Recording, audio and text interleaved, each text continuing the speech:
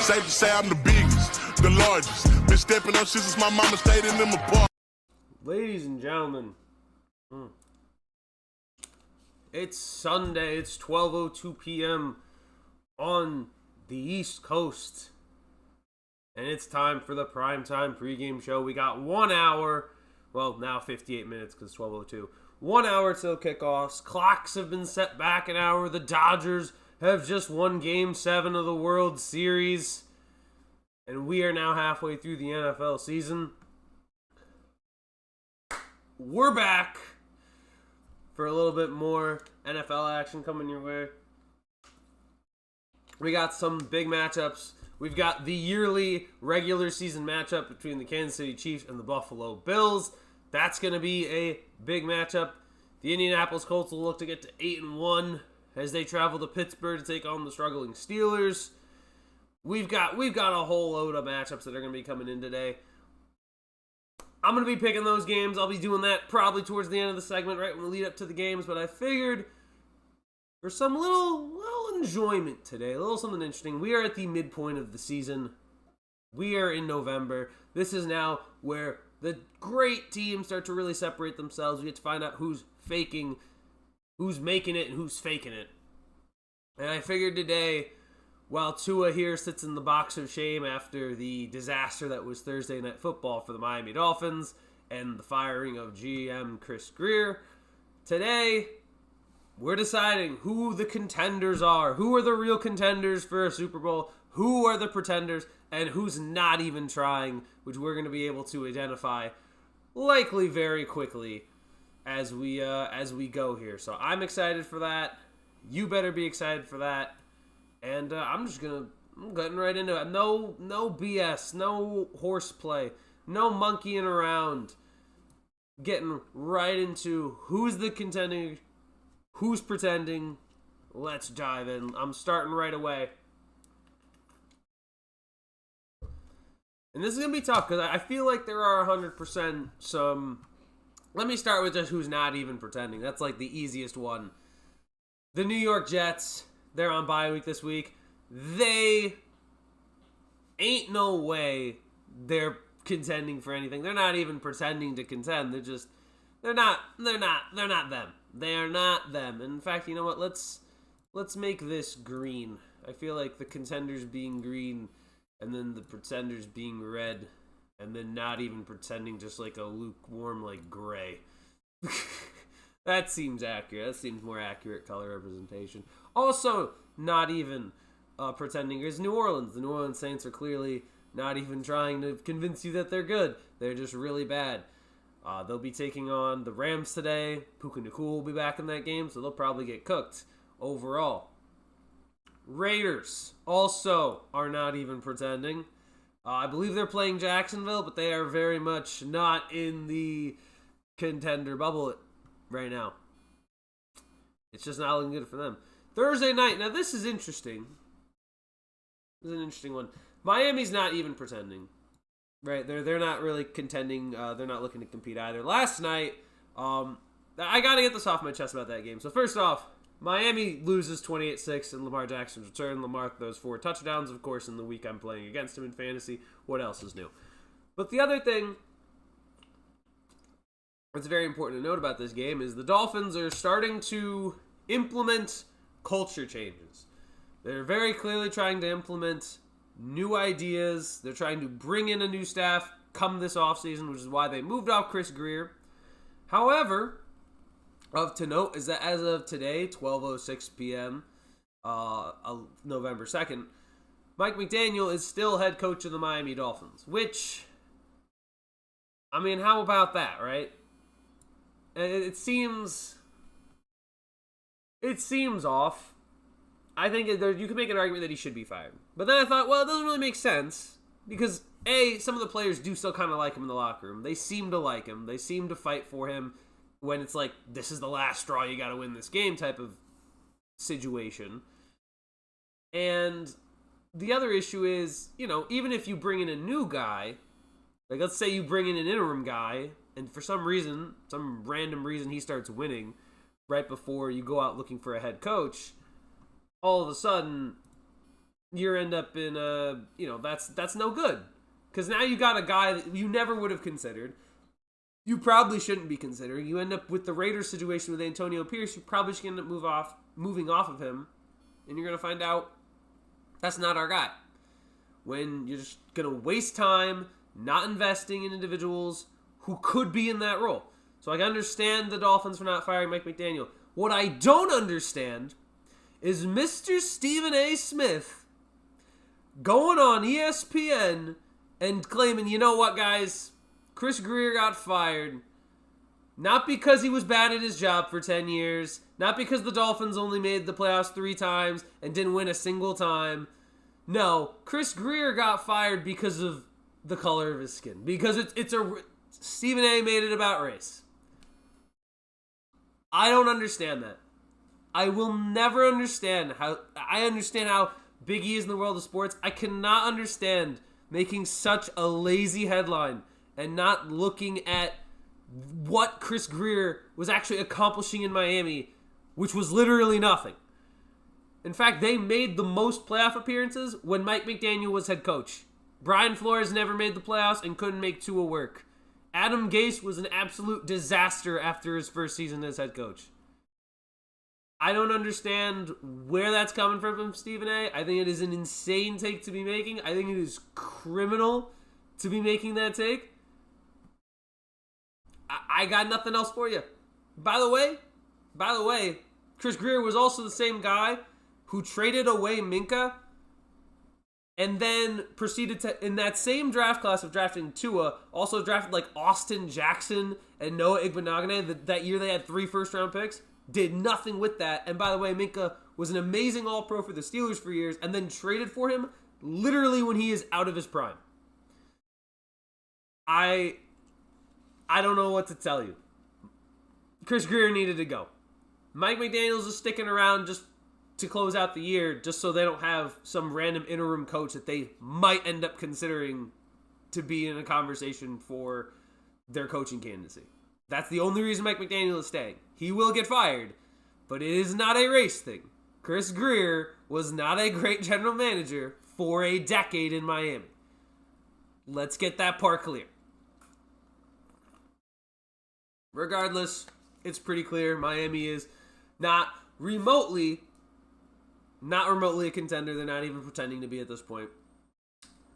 As of right now, on the other flip side, you have Baltimore, who absolutely caved in Miami's skulls in a 28-6 dominating win. Lamar Jackson looked good, healthy. The defense finally stepped up and played well.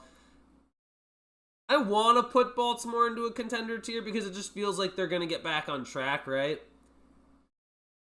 But I can't realistically say that yet. At the moment, they have to go there because they're not even pretending to contend. They clearly are looking to contend. But as of right now, that defense had a good performance against one of the worst teams in the league. I'm not bought into Baltimore just yet. They need to start getting back above 500, and then we'll see. Because they looked outclassed against all the good teams that they did play. So we'll see what they end up looking like. I think they could very much get into the contender tier, but for right now, they have to be pretenders at this point in time.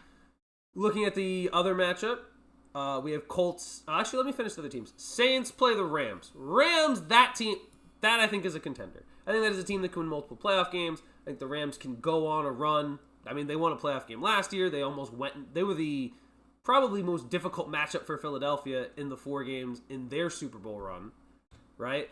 They have Puka Nacua and Devontae Adams, who are maybe not the best, but definitely up there in terms of wide receiver duos. Kyron Williams is capable back. That defensive front with Braden Fisk, Byron Young, Jared Verse, they're creating pressure, making it difficult for a lot of quarterbacks. LA gets an easy matchup here against New Orleans that they should win. They're coming off a bye. LA's going to start rolling. We'll see if they end up winning that division with Seattle and San Francisco in there, but right now I would say LA is a contender more than not. And the Raiders are coming off bye. They're taking on Jacksonville, who's also coming off bye. Jacksonville is... I had them as my pick to win the AFC South. I'm retracting that statement officially. I don't think it actually happens with the way Indy's playing and with the fact that Jacksonville, through half the season, with an offensive head coach they have just hired, still really don't feel like they've figured it out on offense fully. I know there's still time in the season. I just don't see it happening. They feel false. Trevor Lawrence is making... I drank the Kool-Aid again, rather. And yeah, I mean... How is it that you're making, like, their actual genuine trade request for Brian Thomas Jr. and he's only in year 2? Like, he was electric as a rookie, and now you can't get him involved in year 2 and have him have a better year? Just... I don't know. You should be better offensively at that point, right? Jacksonville's just a pretender. Even if they found a way to be like a 7 seed, they get whooped by whoever the 2 seed is. This team is not remotely there in terms of competing for a Super Bowl or even a playoff win at the moment. They might be able, like, maybe if you squinted at it, they could sneak in, but definitely feel like pretenders right now. Let me see. The other games that are going on. Let's hop into this week. Speaking of these games, Jacksonville Raiders, I don't even want to pick. I'm going to go with Jacksonville because I just know how bad the Raiders are. I know the Raiders are getting Brock Bowers back, which should help. But Geno Smith has been terrible. He's been turning over the ball a lot this year. And Jacksonville's actually surprisingly forced a lot of turnovers this year. So I like Jacksonville in that matchup. As for New Orleans, no shot they beat LA. Rams are coming off a bye week. Puka Nacua is back. Good luck, Tyler Shaw. Good luck in your first start. I hope you play well, but you will all, for all intents and purposes, you will lose. You just, there's no chance. Moving forward, Colts and Steelers play. I am ready to watch Pittsburgh's defense get absolutely run through. This is always a pretender. This is every year for the last 6 years. We have been pretenders. We have been faking it and not even making it. Just clearly, obviously faking it. And listen, this defense, I mean, maybe Mike Tomlin is one of those crazy, oh my gosh, he's the underdog at home and he wins. But he was an underdog at home against Green Bay. Had a halftime lead. Defense looked somehow worse in the second half. Like, they did not make second half adjustments. I gotta be honest. I expect a bloodbath. I expect Indianapolis to go in and just do what they've been doing. And speaking of Indianapolis, I have to put them in contenders. They feel a little bit flimsy sometimes. Like, it still feels odd with the way Daniel Jones is playing. It just feels a little surreal. But I'm going to put them in contenders for a couple of reasons. Number one, Daniel Jones has won a playoff game before in New York. They were able to win in Minnesota. Number two, Jonathan Taylor looks incredible. He looks like the slam dunk offensive player of the year. And number three, the way the offense is just being run. It's so difficult to stop them because of the way you have to play against Jonathan Taylor. Basically, you have to stack the box, and every time you stack the box, you have a collection of pass catchers in the form of Michael Pittman and Alec Pierce, who act as great outside receivers, and then Josh Downs, who is a very underrated slot receiver, and then a young rookie tight end in Tyler Warren, who just beats you up the middle with seam routes. Like, it doesn't matter whether you're running, if you can't run cover two, you can't run two safeties over the top because you need to stack the box for Taylor. And you can't really run any sort of cover 4 or cover 3 because then you're going to get beat on those either corner routes with Downs or you're going to get beat on the outside with Pierce. Like, all they need to do is get like a little bit of inside or outside leverage, and Jones just needs to put it to a spot, and one of them's going to come down with it. Like, Pierce is an amazing deep ball receiver, and Pittman has some of the more of the underrated hands in the league. I can't believe I'm saying it, but Indianapolis somehow, some way, looks like a contender. And if they go into Pittsburgh and they just keep putting, if they beat the brakes off Pittsburgh, and I mean like win by like 17 or more, yeah, this team is solidified contender, and I have no more questions. Like, it feels pretty obvious that they're that good. I have Indy winning this game this week. I don't know. Pittsburgh's defense has shown no signs of improving. Like, in fact, when it looked like it showed like they were improving, they've now regressed. And now they're playing the most efficient offense to ever exist in this century. I'm terrified of what I'm going to have to watch. So, moving along, we've got I believe Bengals play Bears. I'm gonna be honest.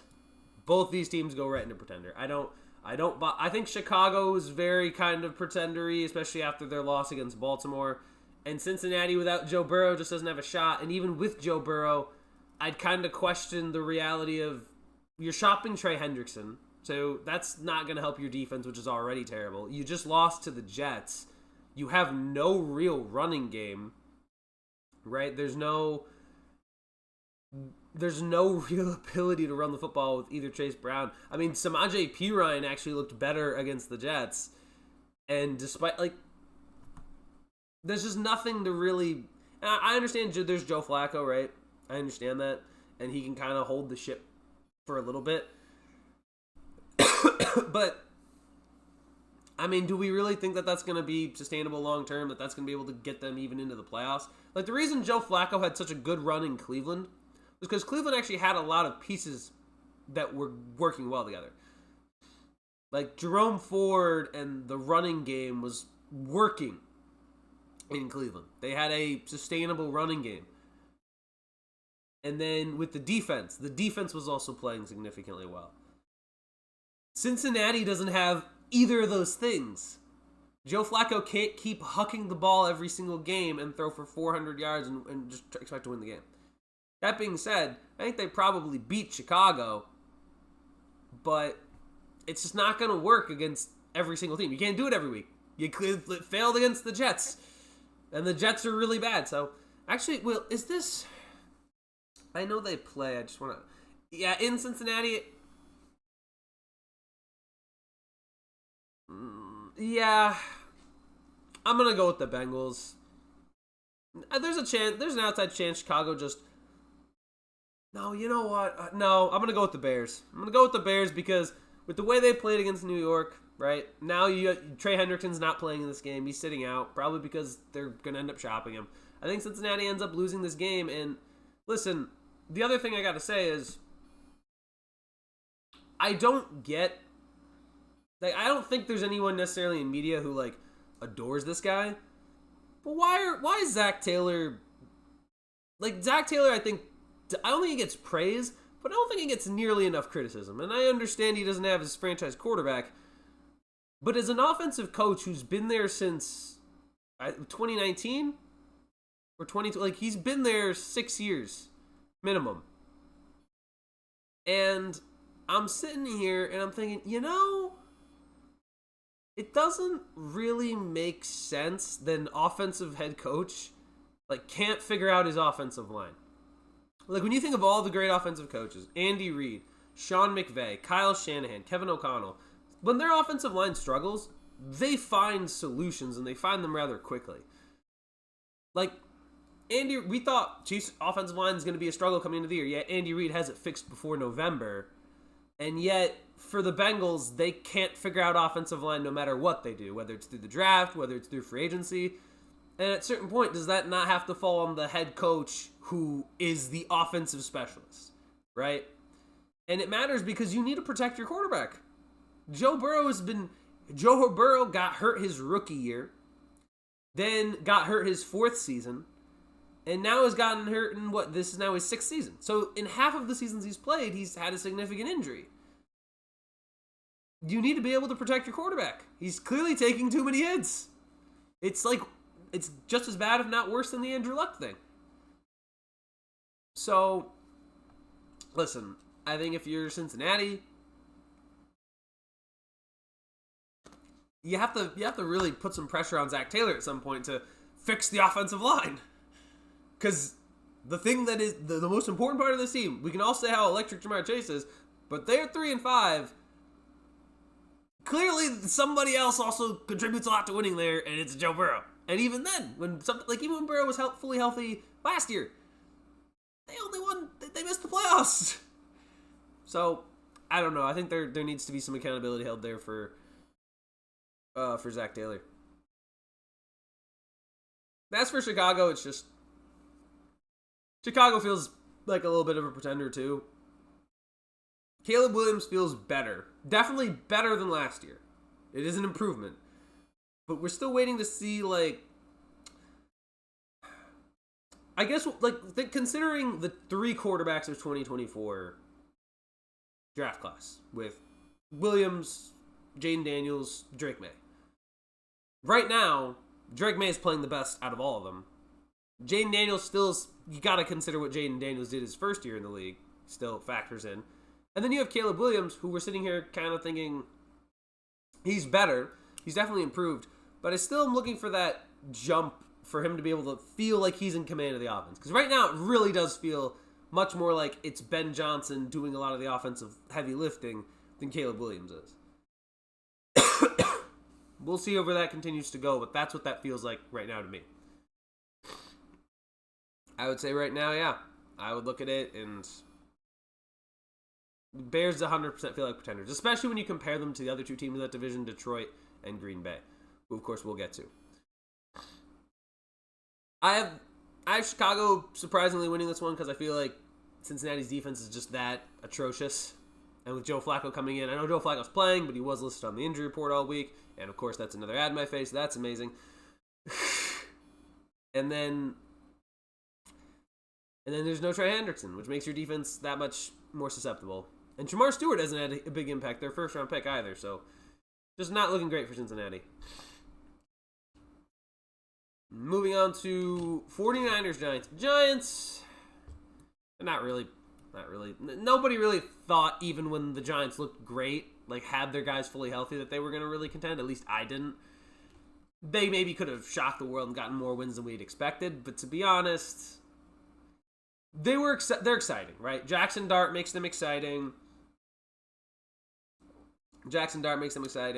And when Cam Skadden and Malik Neighbors are healthy, they're a very exciting team. But to not have those guys, there's just no chance. You're 2-6 right now.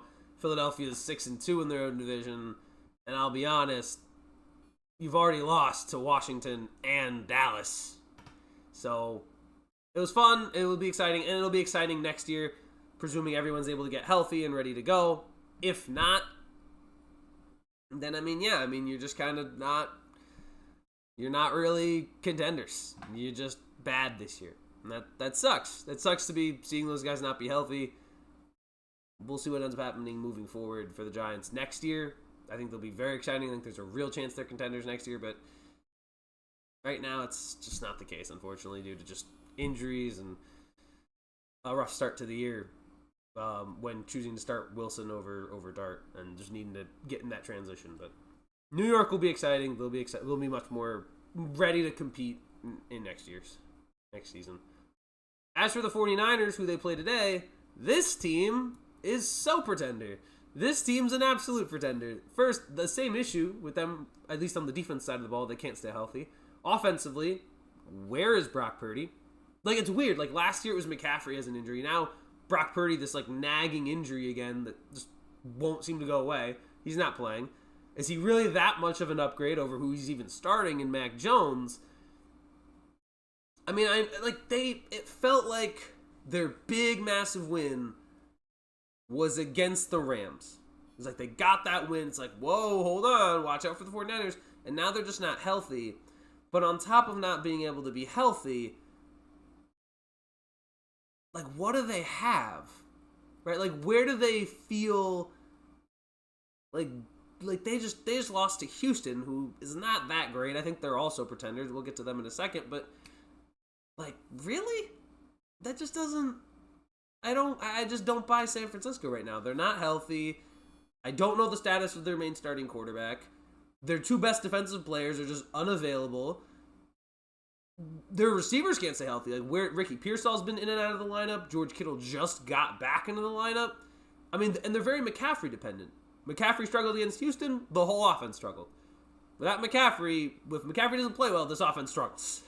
And you can't expect it every single week, especially for a player that we know has been injury prone before. So that would be my concern with the 49ers. I think they're very clearly pretenders. I think they probably win this game against the Giants, but I still think they're very much pretenders in that spot. I got the 49ers, though. I got the 49ers are going to get the win over the New York Giants. Moving it along, Panthers-Packers play today. Packers, especially after Sunday night, they had their best offensive performance against the Pittsburgh Steelers last week. That team's a contender. Now, I still think they have a couple issues left to figure out, but they're a contender with the way their defense is playing, with the run game they have, with how Jordan Love played. They're going to be just fine. They're up there with contenders. I think more so than last year. They feel more like a contender than they did last year. So they definitely feel like they've improved in that regard. When Jaden Reed comes back, that'll help out their offense. Getting Christian Watson back was big for them in that game as well. They just have so many different guys who can catch the ball. I still need to, again, I like Tucker Kraft, but I really need to see a perimeter wide receiver step up and be the number one guy. We'll see if Jaden Reed can do that when he's back. But I am concerned, like, is it Romeo Doubs? Is it Christian Watson? Is it Jaden Reed? Is it Dontavian Wicks? Is it Malik Heath? I don't know who it's going to be, but it's got to be somebody. I think one guy really needs to step up and become the alpha wide receiver there. Because in those big playoff games, on those 4th and 5s that you're going to get, you're going to probably have to convert some key 3rd and 4th downs. What's the guy you're going to if they got Kraft bracketed? You got to be able to trust one of those guys. We'll see who ends up being that guy who steps up. But that would be my one gripe with Green Bay. But outside of that, they're 100% contenders. As for today, they play the Panthers. I'm going to be honest. I don't think anybody really believed they were ever contenders, but they're pretenders. They got absolutely torched by the Buffalo Bills. They're just not there yet. They're not there yet. This is going to be a long time. It's going to be a while before we start putting the Panthers in the breath of contenders. It's going to be a little bit. Especially with their backfield is interesting, right? Because I've been hearing conflicting reports. Like, Chuba Hubbard's now RB2, but it's like, no, now Rico Dowdle's RB2. I don't know. I would roll hot hand. I would 100% want Rico to be the main guy right now, just based on the way he was playing. But that's Carolina's decision, I guess. Bryce Young not being healthy against the Bills certainly didn't help. But the question is where was Bryce Young rank among quarterbacks? I don't think he's even top 15, and this is not a talented enough roster to be able to contend in even the frankly frail NFC South. It just doesn't feel very good. It feels like a mess there in Carolina. Clearly, I think they're pretenders. Whether Bryce Young's healthy or not, they just don't have enough yet. They don't have it fully fleshed out yet, so to speak. They're just not all there. Let me jump around here. Eagles are on bye week this week, so I'll do them. They're very clearly contenders. When they finally started to get Saquon had a big run against the Giants. They'll continue to get him going. They're 6-2. It's hard not to consider them contenders. They're still a very talented roster. They're the defending Super Bowl champs. They're contenders. They just are. It's impossible to say that they're not. Even if, in my honest opinion, it feels like they have regressed a little bit, but they're still very much up there with the top of the league. So they're not going anywhere anytime soon. Is there anyone else? Who else is on bye week this week? Tampa's on bye. This one's tough. And I think it was really tough because the way they lost to the Detroit Lions. They lost to a good team, but my question is, and then they lost to Detroit. They struggled against New Orleans. Like they didn't look particularly great offensively. The last 2 weeks have not been good for that offense. They're still maybe trying to transition, like how they're going to move forward without Mike Evans in the starting lineup, but they're going to need Bucky Irving back. I'll say contender for right now, but it does feel a little bit like Tampa's missing something now, and to have all those injuries, I think there's very little chance they don't win the division just based on the status of the other 3 teams in it. So they'll be in the postseason contention. Mike Evans will be healthy come playoff time, but it's excuse me. It's very fringe right now. I think Tampa's a contender, and I think they can make a deep run based on what I've seen, but they're going to need to get healthy later in the season for that to be the case. I think they can, but it does have some level of red flags with whether or not Tampa's a contender or not. But we will see. We will see what ends up happening.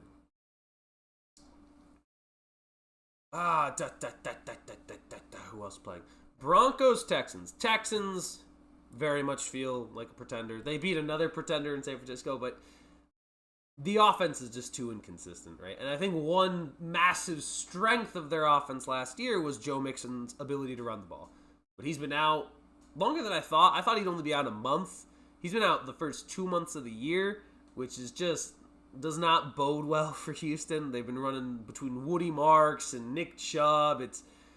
They really could use Joe Mixon back on the starting lineup to just bolster their offense. And even if he does come back, it just doesn't feel like a very strong overall unit at the offensively. CJ Stroud feels like not even that he's regressed. He just really hasn't taken another step forward, and as a result, he hasn't been able to add to his game. It feels.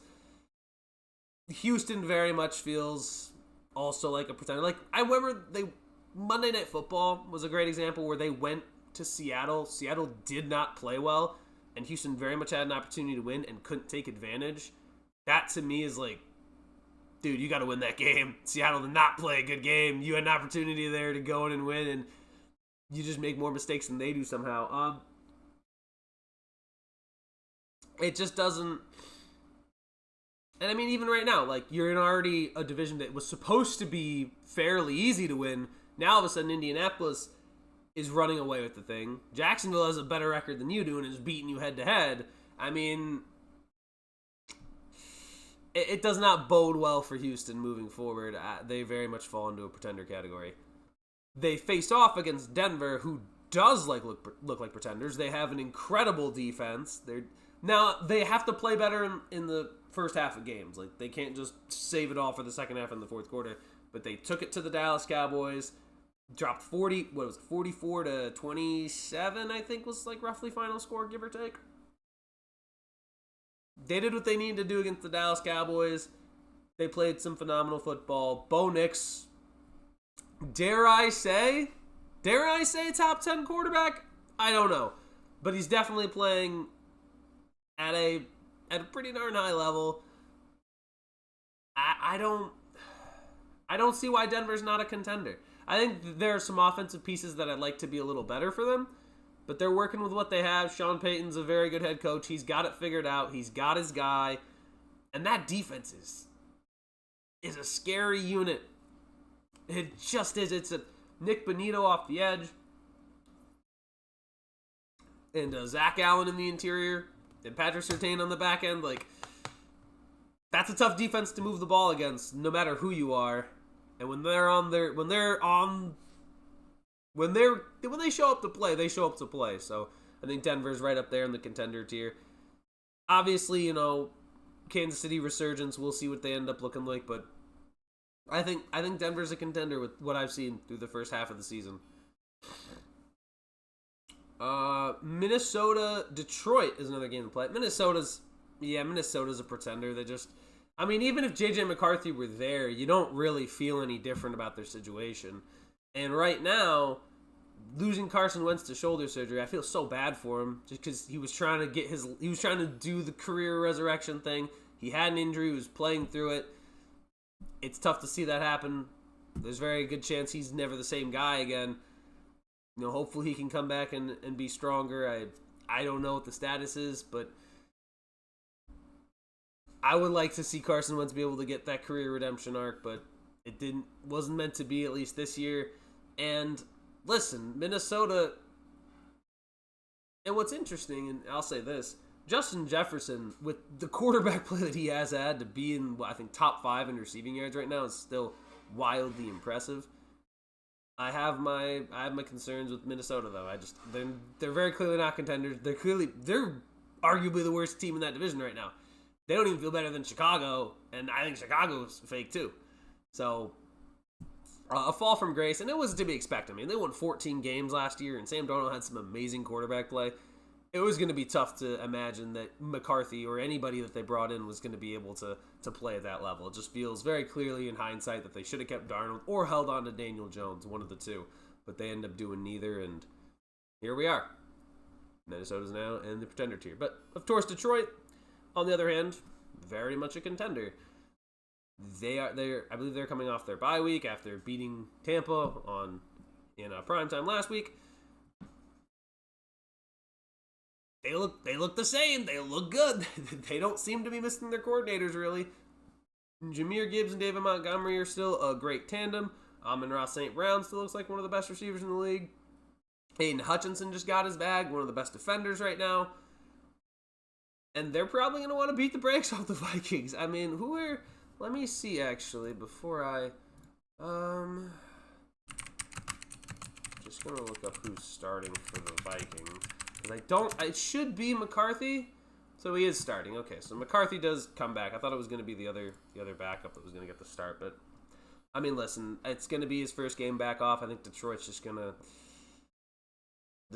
run up the score, I think, on Minnesota. I think coming off a bye week, Detroit wants to get back out there and knock off the rust and keep chugging along. I think Detroit's still up there for a contender. I think we've seen Goff make deep playoff runs before. I wouldn't doubt if he's able to do it here this year. They'd have to get some things to go their way, but overall, Detroit stays in the contender tier. Cleveland, I think, is the other last team that's on a bye, and they were never... Nobody ever bought in that Cleveland was pretending to contend. They were going to be bottom tier. It was pretty evident. It was pretty evident right away that there was no chance Cleveland was contending this year. It was evident from day one. Day one, it was clear Cleveland was not competing for anything this year, and some teams it's just like that. But speaking of another team that is clearly not trying, they've already fired their head coach. The Tennessee Titans are not contending or pretending to do anything. They're just bad. They're not a very good team. It's what are you gonna do? They're just not there. They're not all put together. I do not buy in. I mean, they got to figure out something with Cam Ward. They have to get something going positive in the right direction. I think it comes down to drafting younger guys. I think it comes down to getting reasonably priced free agents. That's what I would do. Usually, I've seen Jacksonville do it a couple times in his work, at least in the short term, where they'll get guys that maybe shouldn't be, guys that are kind of under the radar. They don't really get a whole lot of massive hype when they get signed, but they contribute at least a little bit in the short term to just get something kickstarted. I think Tennessee needs to look into doing something like that this offseason. They play the Chargers. This one's interesting. Because right now, I really don't know. They dominated the Vikings, but they don't... That loss to the Colts still rings really loudly in my head. Right now, I think the Chargers, I'm going to have to say, are pretenders. Because, listen, their running game's not fully... Omari and Hampton's still out for however many weeks. It's a run-first team. It's a Jim Harbaugh philosophy. They're a run-first team. I think they're going to end up in situations where they depend on Justin Herbert. But, really, be honest, they started 3-0. They're 2-3 since? And, who have they really beaten, right?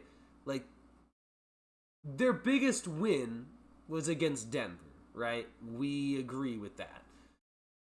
But since then, has Denver not looked like the better team than the Chargers? So, right now, I honestly have to say, right now I feel like they're pretenders. They feel a little bit fraudulent right now. I don't think right now I would feel confident in saying that the Chargers are pretenders.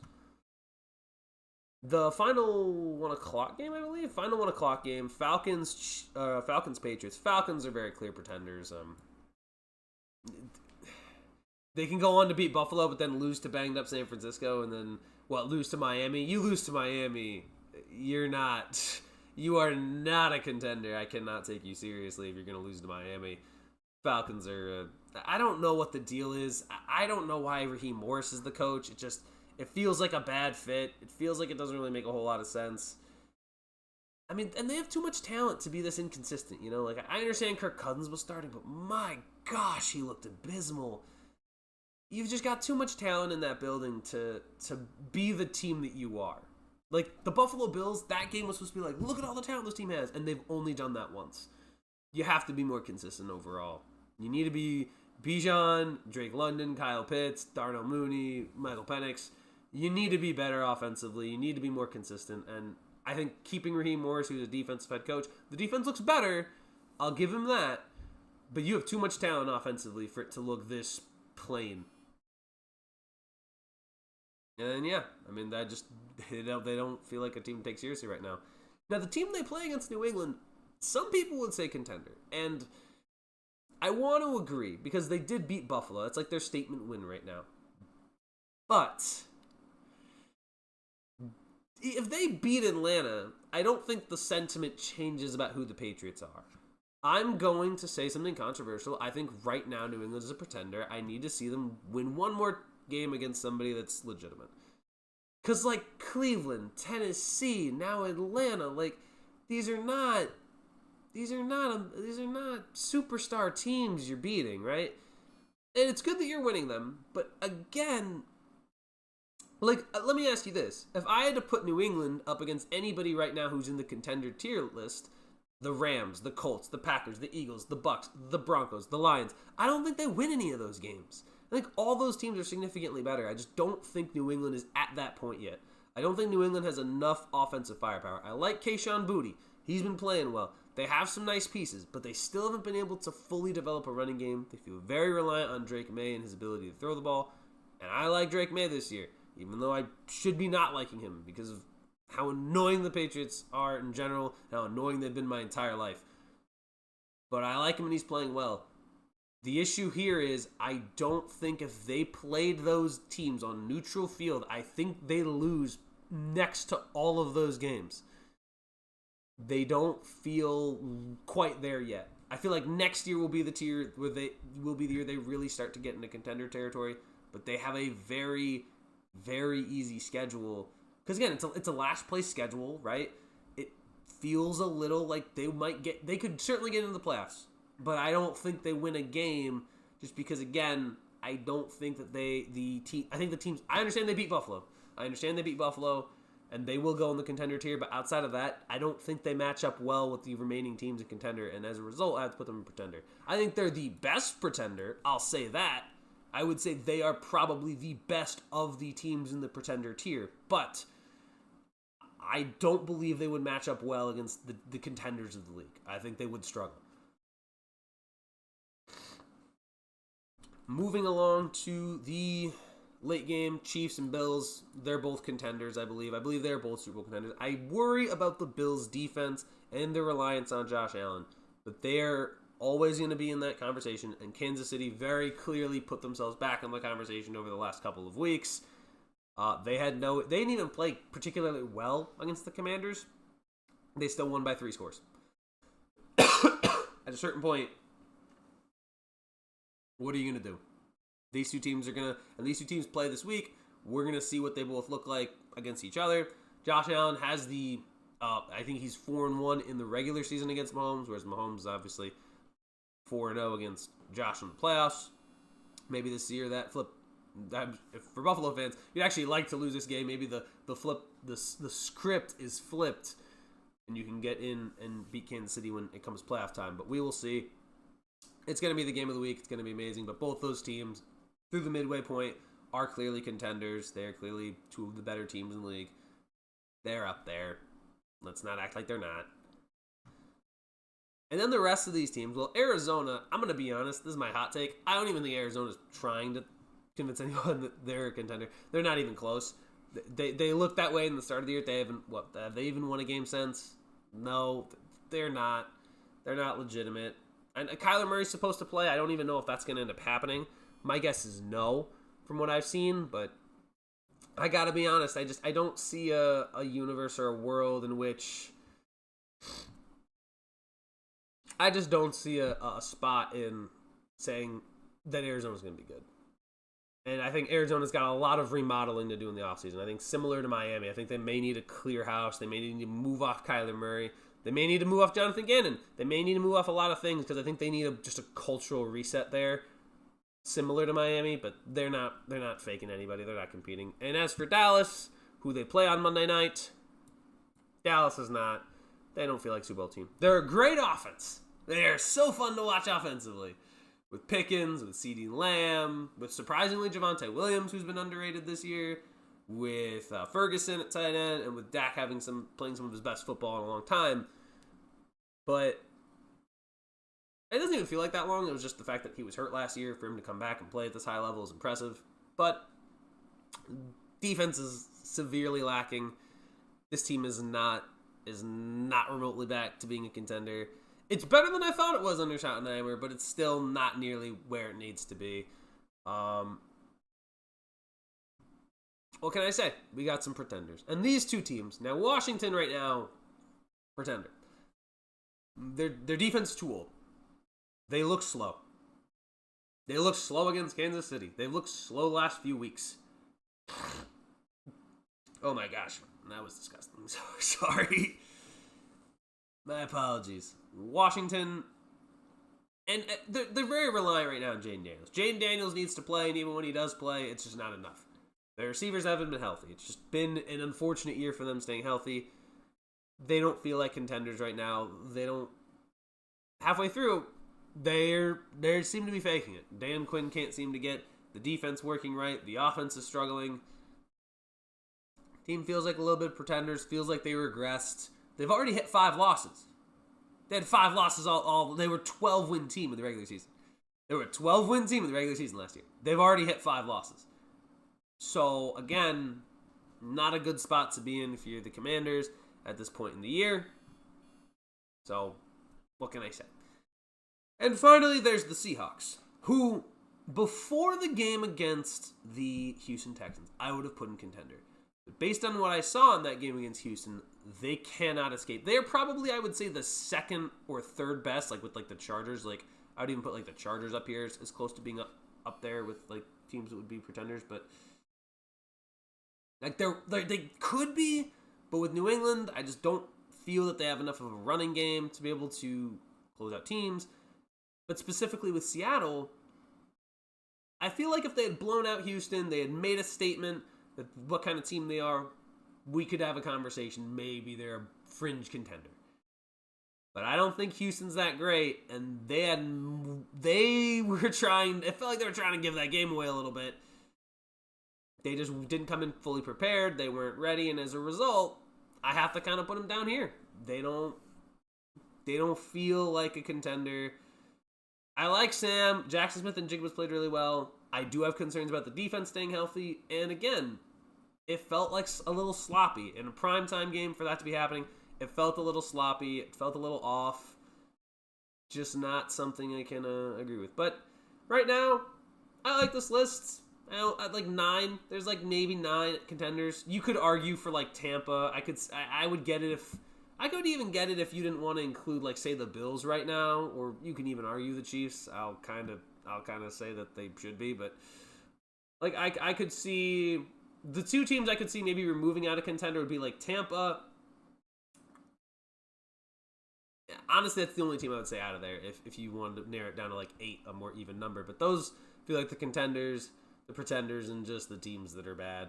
And I think there'll be more teams that'll sneak into bad tier. Like I think Minnesota could sneak into that bad tier. Washington could start sneaking into that bad tier if the season keeps going the way it is for them. But as of right now, these are them. These are the contenders and the pretenders and the poopy buns teams. Speaking of football, football is now in 10 minutes. It's 12:50 p.m. on the East Coast, in the Eastern time zone. What the? Rodgers flexes his hand and oh great! Now Aaron Rodgers' hand is hurt against the Indianapolis Colts. So it's going to be even worse for the Steelers. Thank you for watching. If you stuck around for these 49, now almost 50 minutes, thank you. If you like what you saw, do the whole thing. You know how this works. Like it, share it, bada bing, bada boom, all that stuff. Game starts in 10 minutes. Couple things. Number 1, make sure you get your fantasy lineup set. Number 2, make sure if you're going to place bets, you get it done in the next 10 minutes. Number 3, make some food. Food's delicious. You should eat something. And number 4, enjoy the rest of your weekend. I will be back tomorrow to go over what happened in these games. And then Taff and I will be here on Tuesday as well to talk about that. We'll be talking about the World Series. We'll be talking about probably something random that one of us thought about. And we'll be talking probably a little bit NBA because the NBA season's, of course, starting to get ramped up just a little bit as we proceed through November. So thank you guys for tuning in. I'm going to do all those things. I'm going to go, well, I'm not going to be betting, but I am going to set my fantasy lineup, and I am going to get something to eat. Enjoy the rest of the weekend. Enjoy the games. May fortune favor your team. And I will see you guys tomorrow. That'll be the next time I see you.